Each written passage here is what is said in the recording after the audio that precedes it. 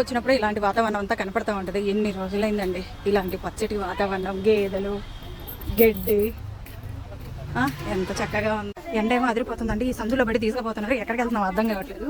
వీళ్ళతో పాటు సొంత ఊరు వస్తే మా ఇల్లు ఇక్కడ ఉంది, మా ఇల్లు ఇక్కడ ఉంది, మా దగ్గరికి రండి, మా దగ్గరికి రండి అని పిలుస్తూ ఉంటారు. ఎవరింటికి వెళ్ళకపోయినా మళ్ళీ ఫీల్ అవుతారు కదండి. ఇప్పుడు ఎక్కడికి వెళ్ళాలో అర్థం కావట్లేదు.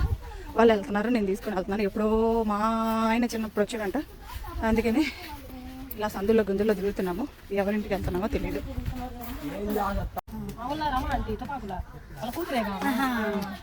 ఏమవుతారు మమ్మీ? నాకేమవుతారు అమ్మమ్మ? నేను తెలుసు, రమాదేవి కూతురు. రత్తమ్మ తెలుసా?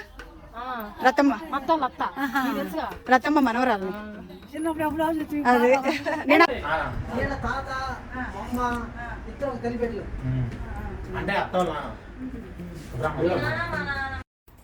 ఇది వంటగది. అట్లా ఉంది కాబట్టి గుమ్మం చాలా తక్కువగా ఉందండి. ఇదిగోండి వంటగది. ఇప్పుడు ఎక్కడ కనిపిస్తున్నాయి? ఎప్పుడు ఇల్లులో అమ్మమ్మలు నానమ్మల ఇల్లులో.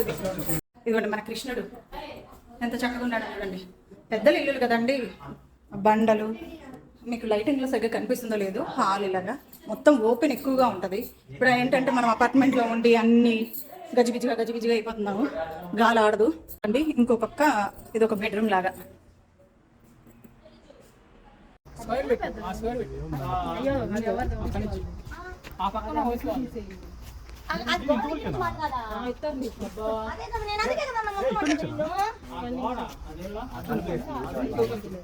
ఏంటంట స్థలాల గురించి కొట్టుకుంటున్నారా? ఏంటంటే ఎవరి స్థలాలు ఎవరికి వాటా ఎంత వస్తుందని చూస్తున్నారా? వచ్చేది ఇంత వాటా